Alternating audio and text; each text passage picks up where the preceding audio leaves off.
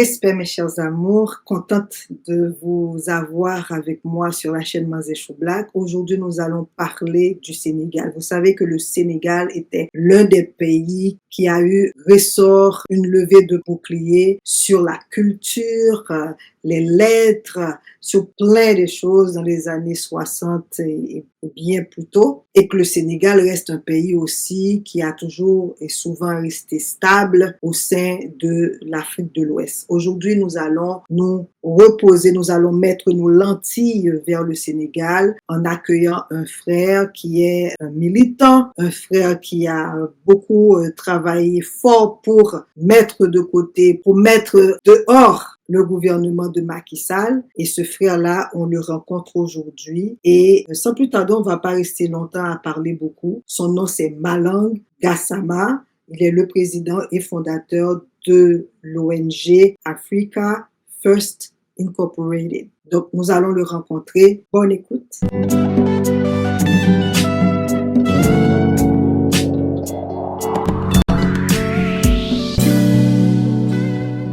Comme je l'ai dit au tout début de l'émission, je rencontre quelqu'un et on revient sur le Sénégal. Vous savez combien que j'aime le Sénégal et tous les pays africains où je me trouve vraiment comme si j'étais chez moi. Et donc, je vais rencontrer un frère. On va discuter de ce qui se passe au Sénégal. Donc, vous étiez tous et toutes vraiment figés, bien braqués sur le Sénégal. On a un groupe de jeunes hommes et de jeunes femmes, les reines du pouvoir. Et donc, on aimerait savoir où on en est actuellement avec toutes ces bonnes nouvelles qui ont été annoncées. Est-ce que le gouvernement respecte ses promesses? Est-ce que le peuple sénégalais se retrouve dans ce qui leur est proposé, dans ce qui se fait actuellement sur le territoire et partout ailleurs il se trouve d'ailleurs? Alors voilà, sans plus tarder, nous allons rencontrer Malang Gassama. Alors, cher frère, comment ça va? Bonsoir ma sœur, nous allons très bien. Alors, comme vous savez, c'est dans notre coutume de tutoyer nos invités parce qu'on leur pose la question avant. Et donc, le frère a bien dit oui, il n'y a aucun problème. Donc, nous allons avoir le tu de part et d'autre pour faciliter la communication fraternelle. Alors, comme vous savez, notre cher frère, au-delà du fait qu'il est président fondateur de l'ONG Africa First Incorporated, en termes de travail sur le terrain avec la jeunesse, qu'est-ce que l'organisme Africa First Incorporated fait, en fait, pour le Sénégal et sur le territoire? Oui, merci pour la question et merci encore pour l'invitation. Nous sommes une organisation non gouvernementale qui œuvre dans le panafricanisme, la souveraineté des peuples noirs partout où ils sont, à la mesure de nos capacités. Donc, nous sommes à la base, les fondateurs, nous sommes tous des Sénégalais, mais nous l'avons élargi, comme son nom l'indique, Africa First. Tous les Africains sont bienvenus. Donc, nous avons des Maliens, des Burkinabés, des Nigériens, des Ghanéens, des gens du Nigeria. Et nous comptons vraiment, peut-être bientôt vous avoir aussi des Haïtiens, parce que sont tous des Africains. Donc, pour le moment, nous avons beaucoup œuvré dans la bataille contre l'injustice politique spécialement. Donc, c'était nous ici à New York qui organisions les manifestations contre l'ancien régime Macky Sall. Et donc, la plupart des manifestations, c'était nous qui l'avions organisées. Et nous avions vraiment sorti pas mal de monde pour empêcher Macky Sall à faire son troisième mandat et sa forfaiture électorale. Donc, grosso modo, ce que nous avons eu à faire sur le plan de l'injustice politique. Alors, quand tu regardes maintenant le travail qui a été fait, vous avez bossé dur, finalement, vous avez sorti le régime Macky Sall, si je peux me permettre l'expression. Là, vous avez une binôme qui est assez fort et qui a suscité énormément d'espoir au sein de la jeunesse sénégalaise, voire de presque beaucoup de pays à travers le monde. Donc, quand tu regardes maintenant, après ces quelques mois au pouvoir, est-ce que tu te sens fier d'avoir battu le régime antérieur? C'est une excellente question. Nous sommes mitigés, nous sommes fiers, mais en même temps, nous sommes déçus. Nous nous sentons trahis sur beaucoup de plans. Je vais commencer par les plans sur lesquels nous nous sentons fiers. Au moins, nous nous sentons fiers d'avoir goûté Macky Sall d'or parce que lui, il voulait installer une dynastie au Sénégal et c'était pas la volonté des Sénégalais. Donc, nous nous sentons fiers sur ce plan-là. Et aussi sur le plan du vol des deniers publics, nous avons constaté un recul vraiment, pour ne pas dire que ça n'existe pas du tout, parce qu'on n'est pas arrivé au niveau du pouvoir de diagnostiquer à 100% est-ce que le vol continue toujours et à l'échelle dont ça se faisait dans le passé. Mais nous avons quand même confiance et nous avons espoir qu'au moins les deniers publics ne sont pas volés comme ça se passait dans le passé, avec le régime de Senghor, Abdou Diouf, en passant par Macky Sall. Donc, nous avons au moins cette fierté-là. Il y a certaines impunités aussi qui ne sont pas en train d'être faites comme ça se faisait dans le passé. Par exemple, dans la ville de Dakar, par exemple, ils sont en train de déguerpir les occupations anarchiques des voies publiques, qui était un très grand problème au Sénégal. Les gens occupaient les rues n'importe comment. Aussi, comme vous le savez, il y a beaucoup de fêtes qui se passaient, nos coutumes africaines, les mariages, les baptêmes, donc les gens occupaient les rues de façon anarchique. Le ministre de l'Intérieur a interdit cela, donc nous saluons cela aussi. Et aussi, sur le plan de l'anti-impérialisme, il y a beaucoup de noms des rues dans Dakar ou même en Casamance qui portent le nom de nos anciens colons. Donc, et ça, c'est vraiment l'aberration que quelqu'un vient chez toi, tue tes parents, tue tes grands-parents, viole tes femmes, tue tes enfants et tu prends le temps de nommer tes rues après ces derniers-là. Donc, ce nouveau régime a permis de changer cela. Donc, nous avons maintenant des nouveaux noms comme les Cheikh Anta Diop, les Cheikh Mountakha, les Mamadou Dia et consorts. Donc, et tant d'autres héros sénégalais à qui on a donné le nom des rues et des boulevards. Donc, sur ce plan-là, en quelque sorte, nous sommes très fiers d'avoir participé à ce changement-là. Mais par contre, nous nous sentons très déçus de la réalité de ce que l'on a promis, ce sur quoi nous nous sommes fondés pour faire campagne, pour battre campagne, pour convaincre les Sénégalais à participer au changement-là. Parce que nous, notre leader Ousmane Sonko, pour nous convaincre, il nous a donné le discours de Thomas Sankara. D'ailleurs, si vous vous rappelez, souvent quand il faisait le discours, il y avait Thomas Sankara derrière lui. Exact. Donc nous sommes nés, nous avons trouvé que les Blancs, l'Occident, ils ont profité de nos arrière-grands-parents, ils ont profité de nos parents et ils continuent à profiter de nous. Nous nous sommes sentis très violés même dans le corps de nos âmes. Et, au fond de nos âmes, quoi, nous nous sentons violés, violentés. Et donc, avec le discours d'Ousmane Sonko, nous avons senti qu'il y a au moins quelqu'un qui est là qui puisse nous aider à nous libérer de l'Occident. Mais nous nous sommes engagés pour une libération totale, comme le Burkina l'a fait. Nous avons voulu couper le cordon ombilical. Nous croyons qu'en tant qu'Africains, physiquement, morphologiquement, génétiquement, nous sommes forts comme Dieu nous l'a donné. Nous sommes intelligents. S'ils ne sont pas plus intelligents que l'Occident, ils ne sont pas plus intelligents que nous. Sur le plan de nos ressources naturelles, nous régorgeons de beaucoup de ressources naturelles en Afrique qui puissent nous permettre de nous développer, et au point que c'est l'Occident qui doit venir chez nous pour quémander de l'argent. C'est pas le contraire. Donc nous, c'est pour ça que nous nous sommes battus. Nous ne sommes pas battus pour faire moitié-moitié et puis faire négociation, demi-partenariat avec l'Occident. Non. Sur ce plan, nous nous sentons très, très trahis parce qu'en réalité, après qu'ils sont arrivés au pouvoir, au lieu de quitter la CEDEAO que l'on a tant critiqué, ils ont continué avec la CEDEAO, soit disant qu'ils vont essayer de réformer la CEDEAO, qui était un peu utopique, mais bon, c'était leur volonté, malheureusement. Donc, nous n'avons pas aimé ça. Nous pensons que naturellement, à travers nos principes de base de notre révolution, notre place naturelle, c'était dans l'AES. Malheureusement, ils n'ont pas choisi cela. Nous avons pensé que le franc CFA, donc Ousmane Sonko nous avait promis qu'arrivé au pouvoir, nous allons nous en débarrasser, que ça allait au moins poser les jalons de cette sortie-là. Nous ne l'avons pas vu. On nous a fait croire que l'armée française est sortie du Sénégal. Bon, c'est vrai que quelques 300, je ne sais pas le nombre exact, sont sortis du Sénégal, mais l'armée française sort de la grande porte et puis l'armée de l'OTAN entre par la fenêtre. Nous pensons que ça n'a pas de sens, quoi. La France fait partie de l'OTAN, donc la France sort, l'OTAN vient, ça n'a pas, il paraît au même, quoi. Donc sur ce plan aussi, nous nous sentons trahis, mais surtout aussi, sur le plan interne, Macky Sall avait tué au moins 86 personnes, dont 50 personnes à balles réelles à bout portant lors des manifestations qui sont autorisées par la Constitution sénégalaise. D'ailleurs, selon la Constitution, tu n'as pas à demander une autorisation de manifestation, de manifester. Tu juste dis à l'autorité que tu veux manifester et puis eux puissent t'encadrer. Donc, lors de ces manifestations-là, Macky Sall en a tué 86, selon ce qu'ils ont, les chiffres officiels. Donc, nous pensons que c'est beaucoup plus que ça. Et donc, nous nous attendions à ce qu'il y ait, après notre régime arrivé au pouvoir, qu'il y ait au moins justice pour nos martyrs. Mais jusqu'à présent, après 18 mois de pouvoir, il n'y a rien, absolument rien. Jusqu'à ce que les martyrs même et leurs familles sentent le besoin de sortir pour manifester, pour demander justice. Nous pensons que cela, c'est une injustice totale. Nous ne comprenons pas pourquoi cela. Et tout comme, je pense même, beaucoup de gens de l'extérieur, nous cherchons à comprendre où se dirige réellement le gouvernement parce que nous ne comprenons pas réellement. La Banque mondiale, si vous permettez aussi, la FMI nous avions dit que la FMI, c'est Ousmane Sonko qui disait que quand la FMI dit que tu es bon, ça veut dire que tu trahis ton peuple. C'est ça qu'il dit. Donc, pourquoi aujourd'hui il veut dire que voilà, la FMI, on en a besoin, alors que dans le passé, pour arriver au pouvoir, on disait aux gens qu'on n'a pas besoin de la FMI ni de la Banque mondiale. Donc, ces deux poids, deux mesures, ces paroles qui ont été dites hier et puis changées aujourd'hui, ça, honnêtement, nous ne le comprenons pas. Avec tout le respect qu'on leur doit, nous attendons de voir où est-ce qu'ils vont. S'ils veulent continuer dans ce lancé-là, nous allons nous débarrasser. Nous allons nous retirer de cela parce que nous n'allons pas nous mêler à l'injustice, puisque notre credo en tant qu'Africa First, c'est nous battre contre l'injustice sous toute forme.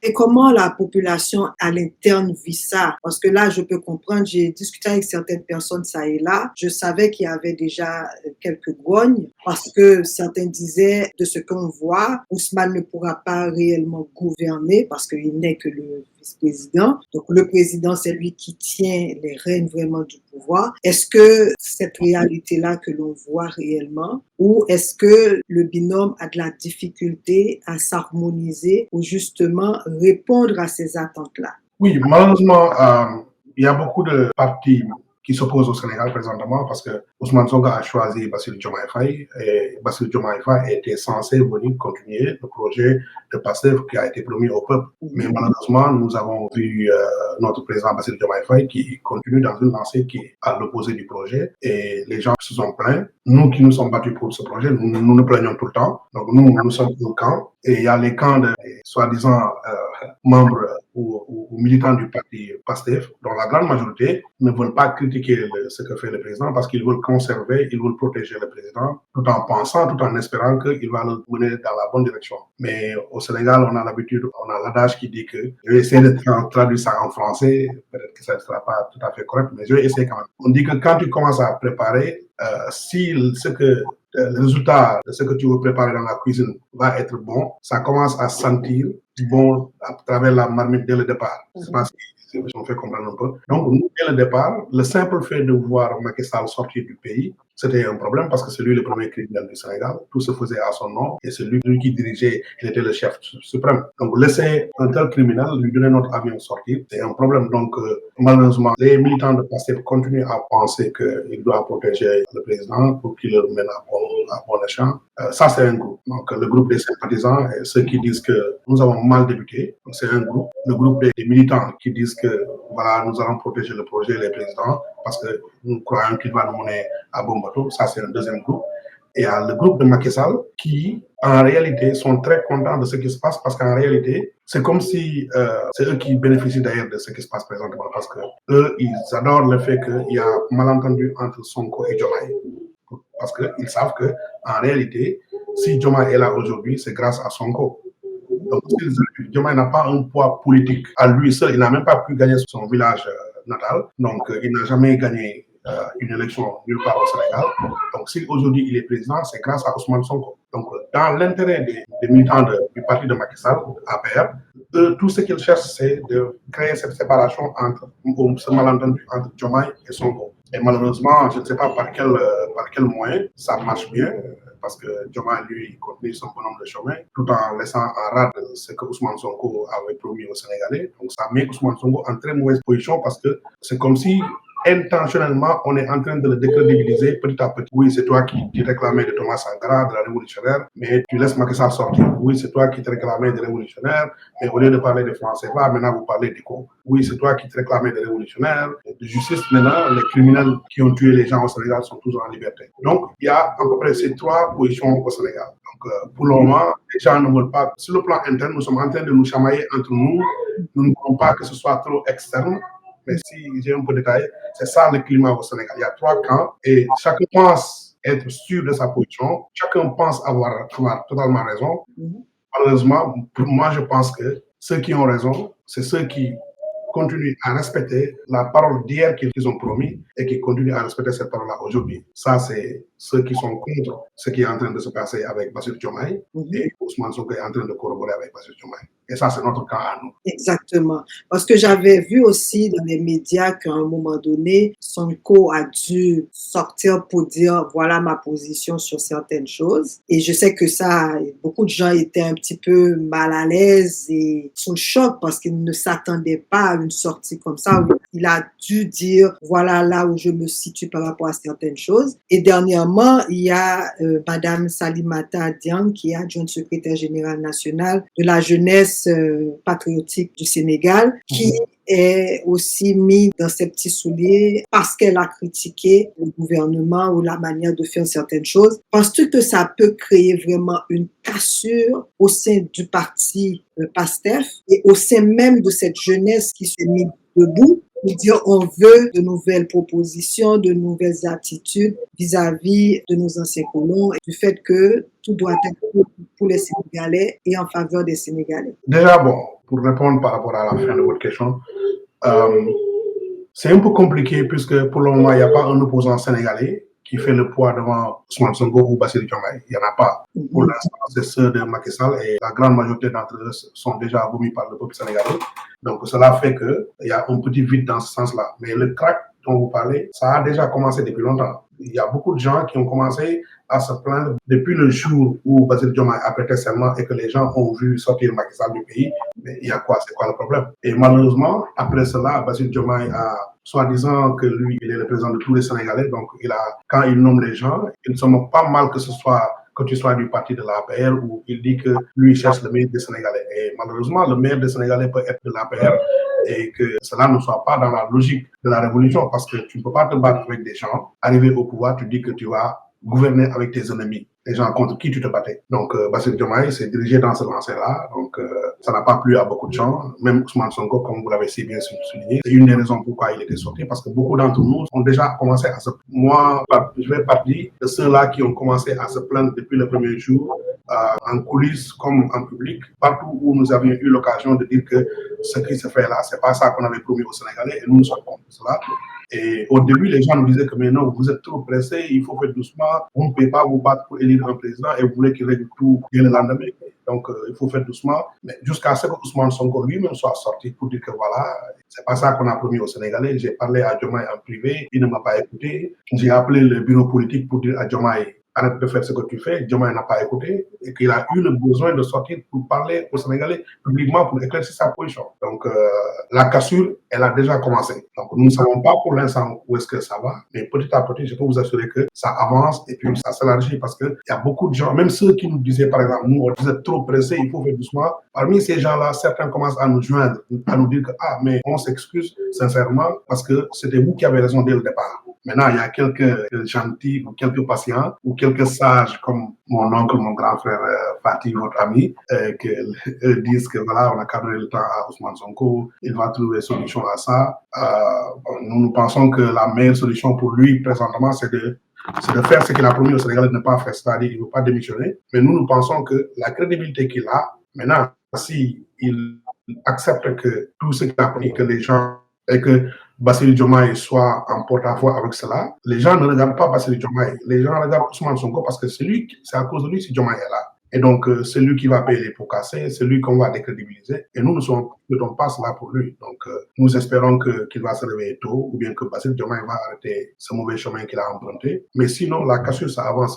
Ça ne recule pas, ça avance. Tant qu'eux, ils avancent, la cassure avance. On n'a rien à voir avec la FMI. Nous ne voulons rien de la France ou de la Banque mondiale ou de l'Occident. Nous n'avons pas de problème de travailler en partenariat, que ce soit avec la France ou avec l'Allemagne ou avec la Russie, mais nous voulons libre de choisir avec qui nous dirons et être propriétaire de la matière première, être propriétaire de notre liberté. Ce n'est pas à eux de dire qu'ils vont être partenaires et nous espérons qu'ils vont revenir à la raison, sinon la cassure va continuer. Alors là... par rapport à ce que vous avez dit par rapport à Salimata Dieng, c'est la honte totale parce que cette femme n'a fait que ce que Ousmane Sonko a enseigné aux jeunes Sénégalais, c'est être honnête, dire la vérité et ne pas primer le salaire sur la justice. Quelles que soient les conséquences que tu vas en tirer, soit du côté de la justice. Et c'est ce que cette dame a fait. Elle a dit la vérité, elle a clairement dit, dans le respect, en plus, dit qu'il y a des chargés de mission qui sont là à être payés avec l'argent du contribuable sénégalais, qui n'ont aucune mission, qui ne font rien. Donc, en réalité, tu te lèves, tu vas à la résidence, tu regardes les murs, ou bien tu regardes sur ton Internet, jusqu'à l'heure de descente, tu rentres chez toi, à la fin du mois, on prend de notre argent et on te donne. Cet argent avec lequel on te paye, ça pouvait construire des hôpitaux, ou bien des écoles, il y a des sans-abri au Sénégal, il y a des gens, 75% de la population sénégalaise est pauvre. Nous sommes le 25e pays le plus pauvre au monde. Comment se fait-il que vous dites que vous avez trouvé le pays dans une situation catastrophique dans laquelle Macky Sall a laissé le pays et vous vous permettez d'avoir des chargés de mission qui n'ont aucune mission? Ça, c'est un budget colossal sur le dos des Sénégalais pour rien. Donc la dame a dit cela avec tout le respect que cela mérite et tout en étant membre, surtout dirigeante, parce que deuxième personnalité de la jeunesse patriotique sénégalaise. Donc, avec toute cette position-là, avec toute la vérité qu'elle a dit, on arrive à la foot dehors. C'est comme si on nous disait maintenant au Sénégal, ou bien ce que Macky Sall faisait auparavant, c'est-à-dire que tu es dedans, tu la fermes ou tu te casses. C'est ce que Diomaye veut nous imposer maintenant, veut nous imposer au Sénégal. Tu es dedans, tu te tais, tu manges, ou bien tu fous le camp.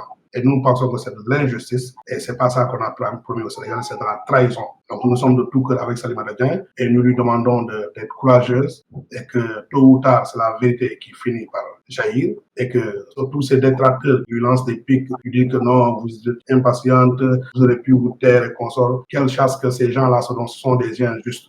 Les justes fils du Sénégal sont avec elle. Alors là, c'est pas ce que nous voulions entendre du Sénégal actuellement, surtout que nous voyons l'AES prendre des ailes vraiment sur un chemin droit vers l'élévation en fait républicaine. Et donc beaucoup de panafricanistes, c'est justement parce qu'il y a eu déjà une cassure entre les panafricanistes, ceux-là qui a cassure avec la France, parce qu'on avait beaucoup critiqué le président Diomaye à l'époque du fait qu'il avait choisi d'aller en France lorsqu'il n'avait pas le besoin de le faire. Donc on disait, mais est-ce qu'il est parti prendre des ordres de cette France qui ne veut pas lâcher le morceau? Et là maintenant, on sent que, en effet, probablement qu'il est très dans ses noces avec la France. Est-ce que à un moment donné, ou selon ce qui se dessine là actuellement, on pense que réellement que le président Diomaye va bifurquer, changer un petit peu les trajectoires? Ou est-ce qu'il va continuer comme ça? S'il continue dans cette lancée-là, qu'est-ce qui a lieu d'être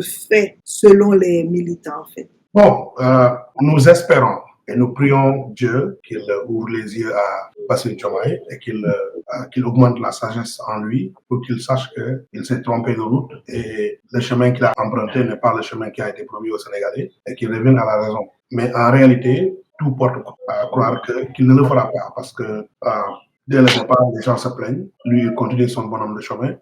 Les gens critiquent. Lui, il continue son bonhomme de chemin. Nous espérons, comme je l'ai dit, nous prions, mais nous ne voyons pas concrètement qu'est-ce qui va stopper Bassirou Diomaye sur le mauvais chemin qu'il a emprunté. Malheureusement, il pense que pour quelque raison que ce soit, que c'est la FMI, que c'est l'Occident, que c'est Bill Gates qui vont être le salut du Sénégal, alors que eux, ils ont fait campagne en disant aux Sénégalais que nous avons nos matières premières, nous n'avons pas besoin d'emprunter ou de commander qui que ce soit. Donc, nous pensons que c'est ça la vérité, que le Sénégal n'a pas besoin d'aller commander ou prendre des directives de la France. D'autant plus que la France a massacré nos arrière-grands-parents, ils ont volé, pillé, ils continuent à piller. Sans l'Afrique, la France n'est absolument rien. Donc, s'ils ont de l'électricité, s'ils bouffent à leur faim, s'il y a des Français à Paris, que ce soit, bon, nous avons le respect pour le peuple français, mais en réalité, leur dirigeants, ils sont en train de piller l'Afrique et de violer l'Afrique pour nourrir leur population. Donc, nous savons que sans l'Afrique, la France serait l'un des pays les plus pauvres de l'Europe. Et si nous savons cela, Bassirou Diomaye est assez majeur et assez vacciné pour savoir que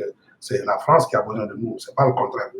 Donc, c'est assez. Moi, il continue à croire à aller prendre des directives parce que peut-être qu'il verra ça comme un manque de le cas, parce que s'il va là-bas pour dire à la France que venez chez nous, nous sommes parents, nous avons des relations depuis longtemps. Et le marketing du Sénégal pour demander aux Français, alors que nous voulons nous débarrasser de cette France-là, s'il continue comme ça, comme la cassure a déjà commencé, nous ne savons pas ce que Dieu réserve pour le Sénégal pour demain, mais c'est ce que Macky Sall faisait. Macky Sall, à un moment donné, il a cru que lui, il a dominé tout le Sénégal. Il a vraiment corrompu ceux qui pouvaient corrompre. Il a fait taire ceux qui pouvaient taire par la violence et il pensait être à l'aise pour son troisième mandat. Et voilà que Dieu a fait sortir Ousmane Sonko. Donc nous ne savons pas ce que Dieu réserve pour le Sénégal, mais ce qu'ils sont en train de faire n'est en aucunement l'objectif ou l'ambition ou bien la direction voulue par les Sénégalais. Donc s'ils n'arrêtent pas, nous allons droit vers la fissure et nous prions à ce que Dieu nous amène quelqu'un qui sera un vrai Thomas Sankara, un vrai Ibrahim Traoré, un vrai Assimi Goïta, un vrai Tchani pour le Sénégal. Mais ce n'est pas de ça dont on a besoin. Donc, on sait qu'il s'est rendu aussi aux États-Unis. On a vu tout ce vacarme autour de la rencontre à New York. Ils étaient 5 présidents venant du continent. Comment vous, Sénégalais vivant aux États-Unis, les militants, ont reçu sa visite et ont compris de ce qui s'est passé là-bas? Parce qu'il y a eu beaucoup de critiques et par rapport à ça, par rapport à la manière qu'il a vendu un petit peu le Sénégal, on ne sentait pas un président affirmé, un président ferme face à ce Trump qui est, on sait, qui ne respecte personne. Alors, comment vous l'avez vécu? Est-ce qu'il y avait une certaine fierté quand même ou est-ce que vous vous êtes dit, oh, Seigneur, qu'est-ce qui s'est passé? Machallah, qu'est-ce qui s'est passé? C'était la honte totale. En toute sincérité, c'était la honte. Parce que avoir un président aussi jeune qui est arrivé au pouvoir avec le moyen le plus parfait depuis que le Sénégal a eu l'indépendance, venu se plier devant Donald Trump, et puis avec un discours de mendiant, parce que dire à Donald Trump que voilà, venez au Sénégal, c'est calme, c'est pas loin la distance, pour venir installer un terrain de golf. Nous comprenons le sens marketing qu'il était en train de mettre là-bas, mais les Sénégalais ne sont pas, nous sommes des gens, nous sommes un peu fiers.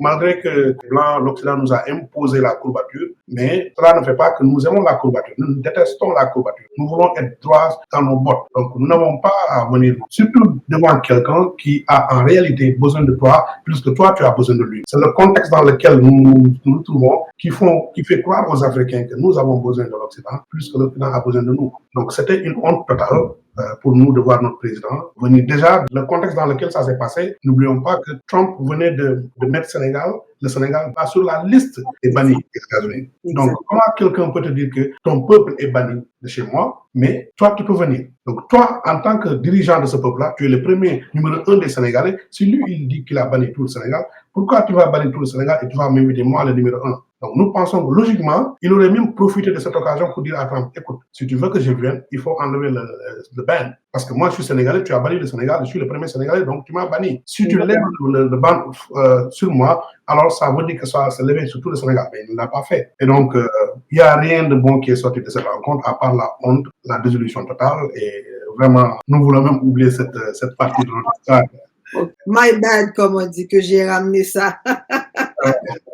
Est-ce qu'on peut dire carrément, est-ce qu'on peut affirmer que, en fait, la jeunesse est le reflet de ses aînés? Dans ce cas de figure-là, lorsqu'on regarde les décisions du président, et je suis plus que certaine qu'il a des conseillers et des jeunes conseillers. Alors, comment expliquer le fait qu'une jeunesse qui regarde les choses, qui est moins mystifiée par les Yamnaya, les pays occidentaux, et qui a la possibilité de faire les choses autrement, mais qui continue dans la même lignée, la même façon de faire que leurs prédécesseurs? Bon, en réalité, je ne dirais pas que c'est le reflet de la jeunesse. Pour la simple et bonne raison que la plupart des jeunes se sentent trahis.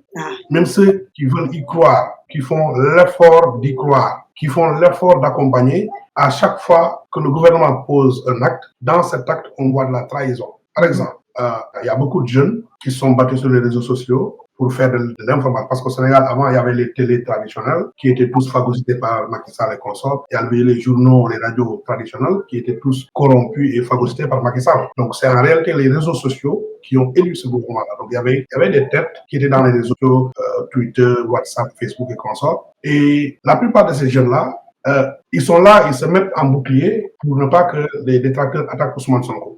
Mais nous remarquons et nous continuons à remarquer qu'à chaque fois qu'un de ces jeunes-là, soi-disant, déborde, parce qu'ils font souvent moins que ce que les partisans de Macky Sall font, et ces gens-là qui ont tué nos jeunes, ces gens-là qui ont volé nos milliards, ces gens-là qui continuent d'insulter Ousmane Sonko de façon flagrante et publique, ne s'inquiètent pas du tout. Mais dès l'instant qu'un jeune qui défendait Ousmane Sonko dans le passé, ou bien qui continue à défendre Ousmane Sonko, disent un mot en rétorque contre ces gens-là, c'est le jeune-là que le procureur s'autosaisit pour mettre en prison. Donc, c'est comme s'il y a un complot général contre la jeunesse. C'est pourquoi je vous ai dit que je ne dirais pas que c'est la représentation de la jeunesse, ça, mais la jeunesse s'est battue pour l'indépendance, pour la souveraineté, pour la prospérité, la dignité du Sénégal, pour la justice. Ce qui est en train de se passer au Sénégal présentement, ça n'a absolument rien à voir avec ça. Donc, ce qu'on a remarqué aussi, c'est que quand ils sont arrivés au pouvoir, Bassirou Diomaye a pris beaucoup d'anciens éléments de Macky Sall. Déjà, son secrétaire au palais, c'est quelqu'un qui a travaillé pour Macky Sall en tant que secrétaire régional pendant 12 ans. Donc lui, il n'a fait que conduire ce système. Le même mec qui travaille pour Macky Sall travaille aujourd'hui pour Diomaye. Dans le palais, la plupart des gens qui entourent Bassirou Diomaye, ils ont fait soit 5 ans ou 8 ans ou 10 ans avec Macky Sall. Donc, ils sont réellement, pour quelqu'un de sérieux, ces gens-là sont comptables du bilan de Macky Sall. Et pourtant, ce sont ces gens-là qui entourent Bassirou Diomaye Faye et qui le conseillent. Donc, nous, la jeunesse qui devait être là pour l'accompagner, nous, les patriotes qui nous sommes battus pour lui, nous sommes mis à l'écart, nous sommes écartés. Au contraire, quand tu parles, on te fout en prison, ou bien, comme Salimata Dieng, on te fout dehors. Donc, ça, c'est pas le reflet de la jeunesse sénégalaise. Ça veut dire finalement le combat continue malgré tout, malgré que vous avez élu un président, un gouvernement sur lequel vous vouliez compter. Donc là, il y a maintenant un autre combat qui doit être livré pour remettre les pendules à l'heure. C'est ça qu'on doit retenir de tout ça. En réalité, c'est pire que ça. Nous pensons que le combat même vient de commencer parce que nous pensions que nous nous sommes débarrassés de Macky Sall, mais en réalité, nous avons la continuité de Macky Sall. C'est comme si nous avons le troisième mandat de Macky Sall sans Macky Sall. Donc, nous avons un Macky Sall plus jeune, un Macky Sall plus frais. Donc, le vrai combat vient de commencer, là, en tout cas, parce que nous ne pensons pas que... Nous espérons, en tout cas, nous prions pour qu'il change, pour qu'il arrête ce qu'il est en train de faire. Mais le pouvoir, c'est bon, il y a avec les avantages, les griots qui t'entourent, qui te chantent n'importe quoi, et puis la caisse noire, et puis des milliards qui coulent à flot.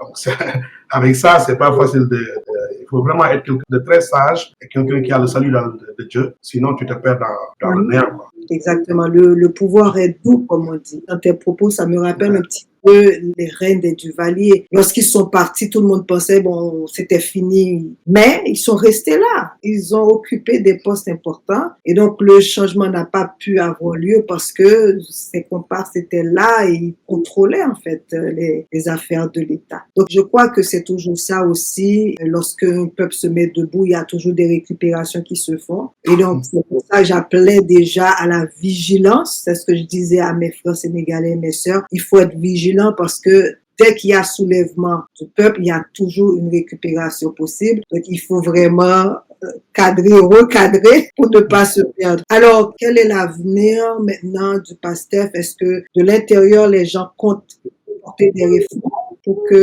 qu'on puisse reprendre les choses autrement ou est-ce que c'est la meilleure solution selon toi? Le PASTEF était, en tout cas depuis 2014, était le parti le plus dynamique au Sénégal. Ils ont une démocratie interne. Ils avaient une démocratie interne qui permettait un bon fonctionnement et qui a fait que c'était vraiment compliqué pour Macky Sall de cerner le PASTEF. Dès qu'ils sont arrivés au pouvoir, il n'y a absolument rien, tout est aux arrêts. Les ministres, les DG, les PCA n'ont pas le temps, mais à commencer par le président de la République du Sénégal lui-même, qui était secrétaire général du parti. Et puis, quand il est arrivé au pouvoir, il a laissé ce poste à Ousmane Sonko, qui est président du parti.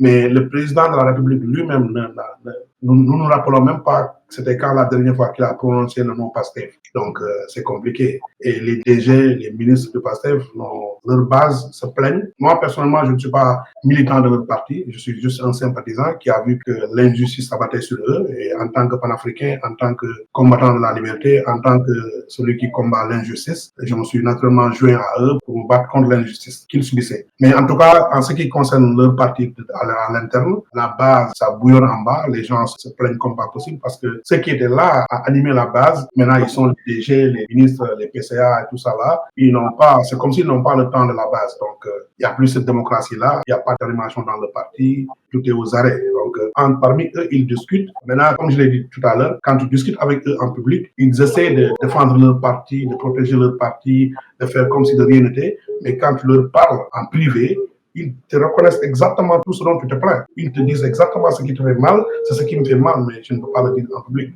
Donc, et cela, nous trouvons cela dangereux et nous ne souhaitons pas cela pour leur parti parce que vraiment, c'est un parti qui regorge de beaucoup de qualités. Donc, nous pensons qu'il ne doit pas laisser le pouvoir le monter par la tête et puis ils vont détruire leur propre parti qui a été construit en un si rapide temps. Et que la nature a horreur du vide, comme on le dit. Comme Macky Sall a été surpris par Ousmane Sonko, s'ils ne font pas attention, ils seront plus surpris par un Ibrahim Traoré sénégalais. Ils ne sont pas de ce qu'ils Là, tu as frappé fort, ma langue.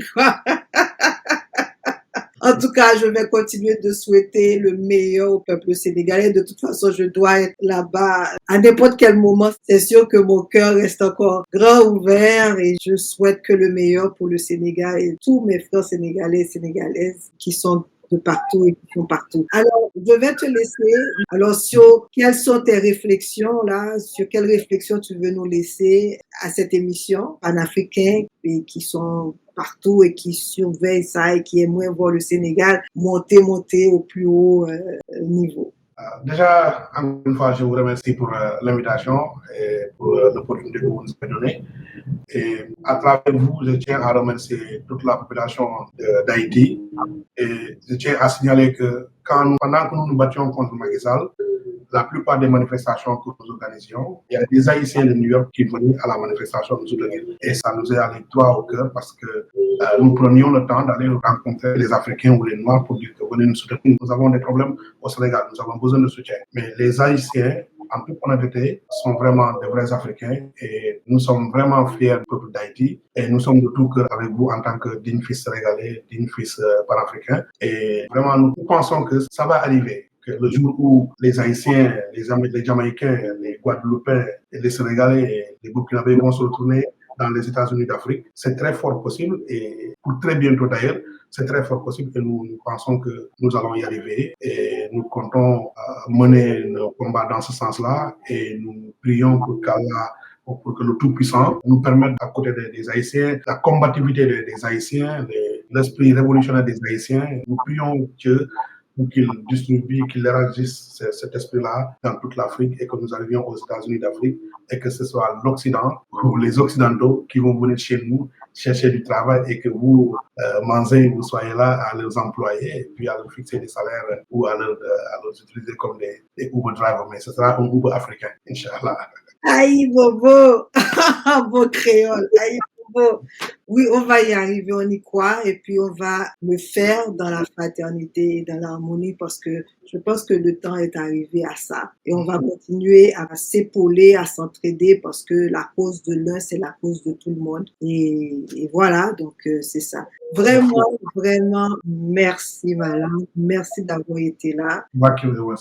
C'est sûr que tu vas revenir parce qu'on va continuer à regarder de très près ce qui se passe. Et s'il y a quoi que ce soit que les panafricains que nous sommes, les panafricaines que nous sommes, on peut faire en apport, en support, en soutien avec le peuple sénégalais, ben, tu nous fais signe et tout le monde sera là parce que on est plus fort ensemble. Ça va.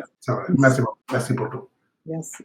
Merci. Merci d'avoir été là. Merci d'avoir suivi cette discussion du début jusqu'à la fin. Vous savez quoi faire, hein? Abonnez, commentez et partagez nos émissions. Alors sur ce, on va continuer de rester positif et on va continuer d'aller vers la fraternité, vers l'unité et vers le soutien mutuel pour que nos pays puissent à un moment donné se lever et rester debout et vraiment sur le chemin de la réussite et de l'élèvement de tous nos peuples.